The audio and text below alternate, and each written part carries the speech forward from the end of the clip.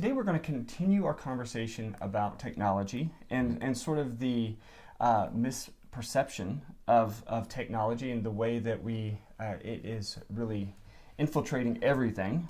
We look at technology and think it as though it's the answer to everything. Right. But it's not. And as we talked about yesterday, we kind of discussed the fact that many schools are actually pulling away from technology, that especially schools in affluent areas, they're not using technology quite as much as one might predict. Right.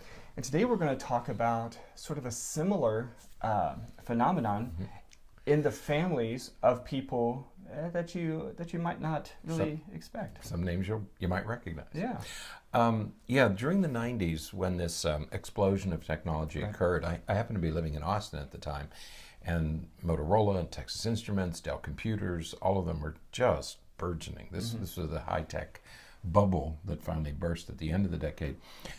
But there was there was more than hope. It was almost a frenzy of enthusiasm that these devices were going to change the world, that this technology, the internet, first of all, but then particularly smartphones and iPads would change the way we do things. And that if you didn't get on this bandwagon early and master it, that you were going to somehow be left behind. Right. And so people began to start preschool, start their kids when they were infants and young children. The iPhone came out in 2007? I think 2007, because 2017 was the 10th anniversary. The iPhone 10 came out, and that was 10th anniversary. And that was the game changer. I mean, the internet and then the iPhone, the smartphones were the game changers. And people just assumed that, and they were right in many respects, that this was going to be the future, that this was going to change everything. Well, as it turned out, it did change everything. And most of the changes have been positive.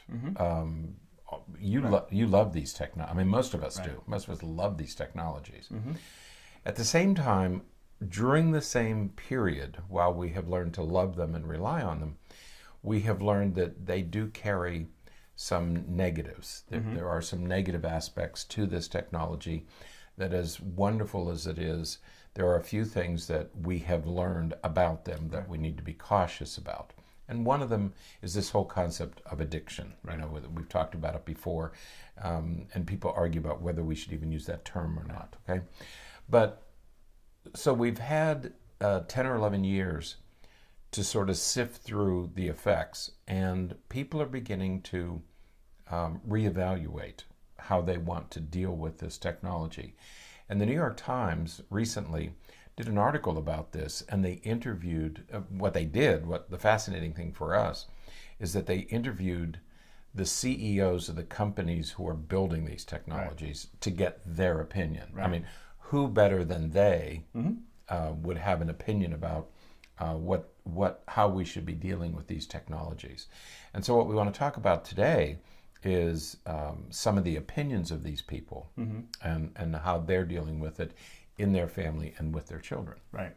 Yeah, I think that most would assume that these individuals have completely embraced technology and that their families and their homes and everything are completely wired and connected and always plugged in. Right. And the title of this article kind of leads us in that other direction, and it's entitled "A Dark Consensus About Screens and Kids Begins to Emerge in Silicon Valley." Right. So what they did in this article is, they interviewed these individuals to find out how they are managing screen time and technology in their homes. And again, it's a little bit unexpected.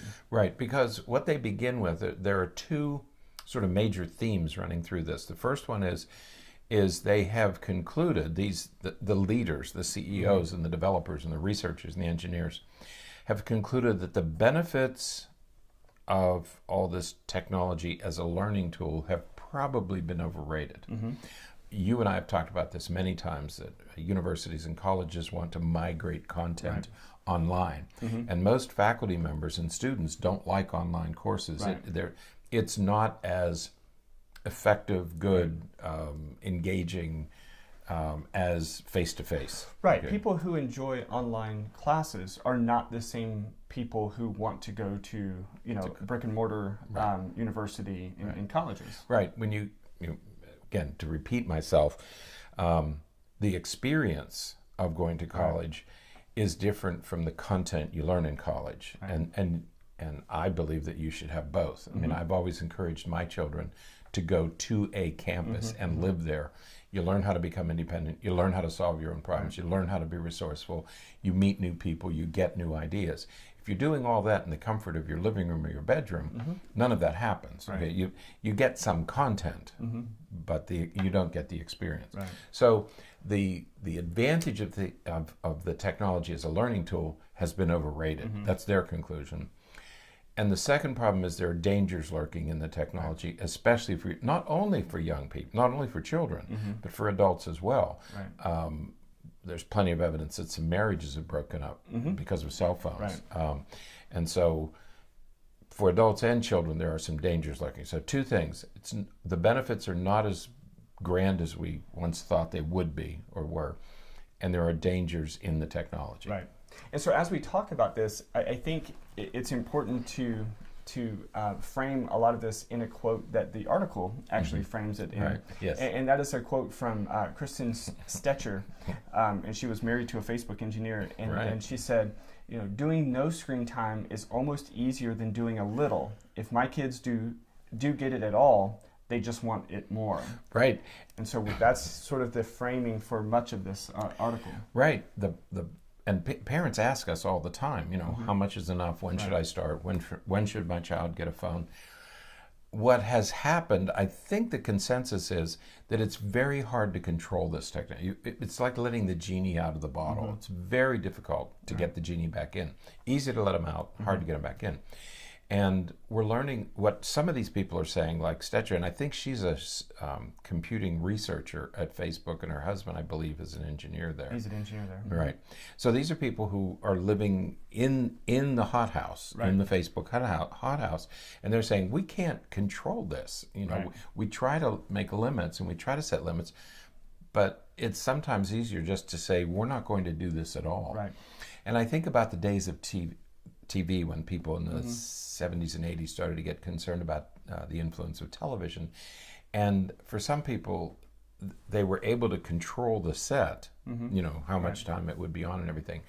But for other families, it was easier just to unplug it, just to remove it from the house. And we're not going to do TV. Right. And we're running into the same thing with this technology. Right.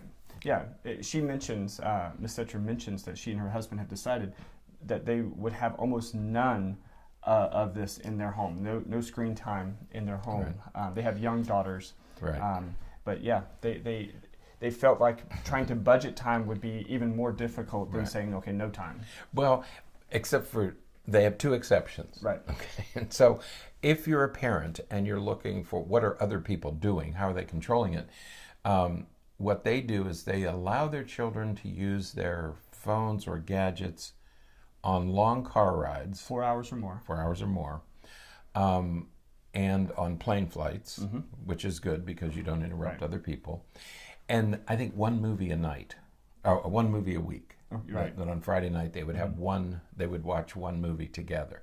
And so they have put hard and fast limits on the technology. Right. Otherwise, the kids, so they're not using, their daughters are not using cell phones. They're not connected to the internet, except for these two exceptions. And their parents are with them in both cases. Right. Yeah. So they went on and talked about other people, other folks from Facebook. And one is, I'm not going to try to pronounce your last name. Well, no, what about Hunter Walker? Did you? Right. Yeah. I had to laugh because that's a hashtag. That's a hashtag, isn't it? Yeah. We were products we didn't buy. You were trying to teach me what a hashtag was. There's some things. Maybe I should take an online course in hashtags or something. Maybe, yeah. Anyway, what he said was, these are hashtag products we didn't buy. Right. Yeah. And one of them was a potty training toilet with an iPad attached to it. And that was one of many products they didn't buy. I agree with him.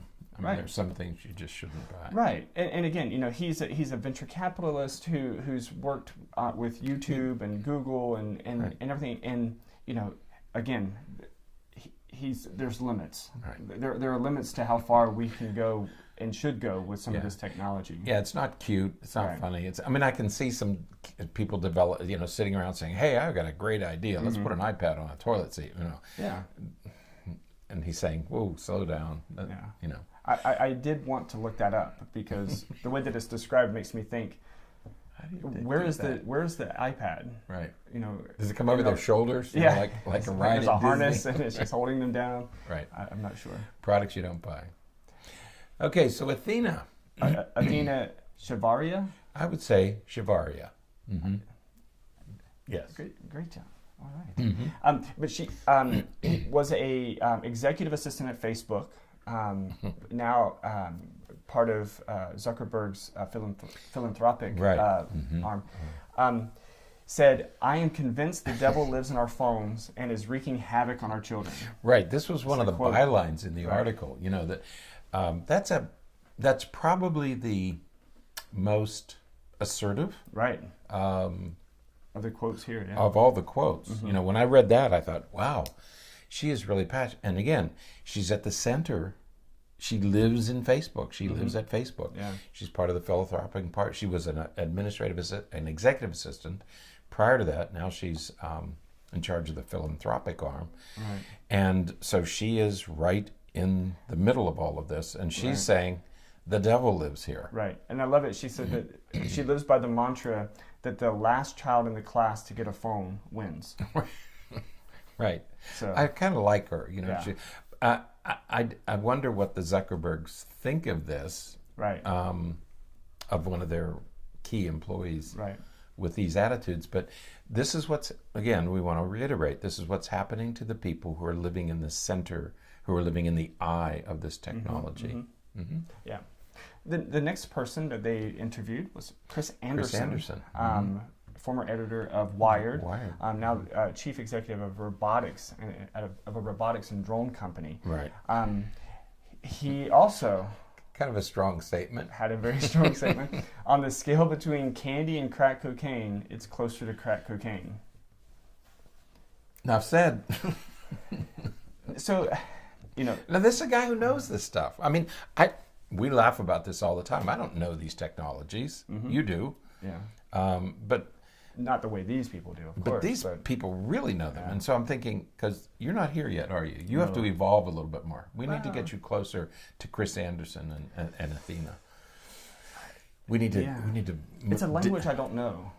What? You do know this. No, writing, programming, and thinking about sort of the underpinnings of technology. I know, but you know technology. Right. Well, I know. Yeah.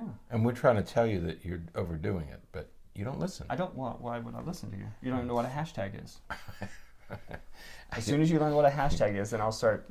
I don't know what a hashtag is. It doesn't.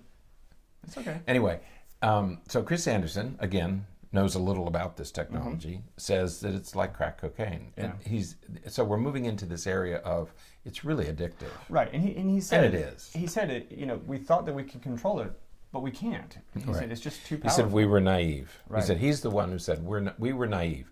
We thought that we could do this stuff and somehow control it. Mm-hmm. It is now controlling us. I think of that wonderful line, that movie from 2001, A Space Odyssey, where Hal takes over, the computer takes over, and it's sort of happening. Right. So he has 12 tech rules, and they include, I love some of these. No phones until summer before high school. No phones until the summer before high school, so you're going into 9th grade. Right. No screens in bedrooms. Right. Network level content blocking. So that means you can't. There's just some things you're not going to have access to. Shut it off at the router. Right. Mm-hmm. No social media until 13. No iPads at all, and screen time schedules enforced by Google Wi-Fi. No iPads at all. Right. Why? Do you know why? I mean, I read that and I thought, okay, it makes sense, but I think too easy access. Probably. Yeah. That would be my assumption. Mm-hmm. So he's pretty hardlined. Right. This notion of boundaries of the trouble with having access to the internet at younger and younger ages is, and we deal with this in our practice all the time, is the availability of pornography, and other dangerous websites that kids shouldn't be on. And it's happening at younger and younger ages. 10 years ago, I saw a boy who was 14 or 15, and he was beginning to dabble. His mother got concerned, and she brought him in. Now we're seeing kids as young as 8 who are dabbling, and they really, really don't get it. So there are things out there that there are dangers lurking. So we need to be cautious because it's happening at younger and younger ages. And if you don't think your children are doing it, you're naive. Right. I mean, it's available. Their friends are going to introduce them to it. Older siblings, friends, older siblings of friends and family are going to introduce your younger children to this. Right. Other people that they interviewed, we talked earlier this week about Tim Cook and how he feels as though, that kids shouldn't have some of these things, and that there should be some limits to technology in classrooms and some of those kinds of things. Right. Bill and Melinda Gates. John Lilly, he's very involved, venture-based capitalist in Silicon Valley. A lot of these people are saying the same things. Right. Anderson, I think it was Anderson, one of his said that he sends, these are very wealthy individuals, and they generally send their kids to private schools. And he said that his children's private school did the iPad, or they gave every child an iPad. They had one-on-one. So every kid in the school was given an iPad, and it was a disaster. And so they've taken them all back, and they're doing it the old-fashioned way.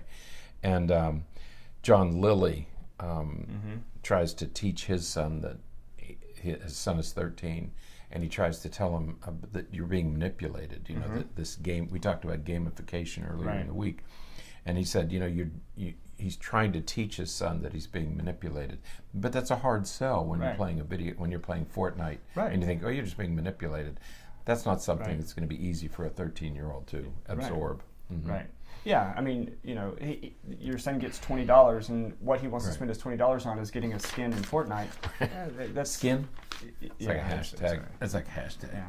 So again, it's person after person that they were mentioning in this column or article that they interviewed, and they just the stories go on and on about the limits that they are placing in their homes on their children because of their concerns, whether it's about addiction or the manipulation or just the overuse and this disconnected nature of the use of these technologies. Now, there are two other people they mentioned. One is Renee DiResta and Frank Barbieri, and they might have reached a nice balance. What the first woman talks about is, she says she won't allow passive screen time.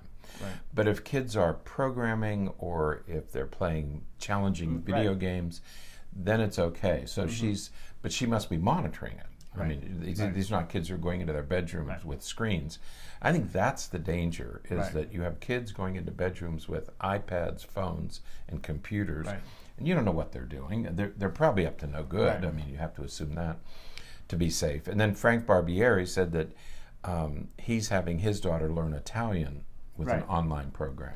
So she's using the computer for that. So again, it's using these tools in a constructive way. So they may be onto something, and that's something that parents may want to think about: is how can I'll let my children use the technology, learn to use it, but use it in a productive, useful way. Yeah, and that's going to be a much better use and way to manage some of these. You mentioned coding a little. You don't know how to code. I'm trying to learn. It's a difficult. But that would be a good thing to learn. If you learned how to code, you could learn how to control the machine. That would put you in charge of the machine, rather than us just following somebody else's lead on this. So that's what some parents and schools are saying. Let's teach them how to code so they really understand it. Absolutely. So there may be some ways around it, but be very careful. Right. Tomorrow we're going to talk a little bit about what some of these families are doing, the extent to which some of these families are going to sort of monitor and manage and control some of these, some of their screen time use in their families. So we'll be Stay back then. tuned for that. All right. So until next time, stay happy, stay healthy, and forget to be afraid.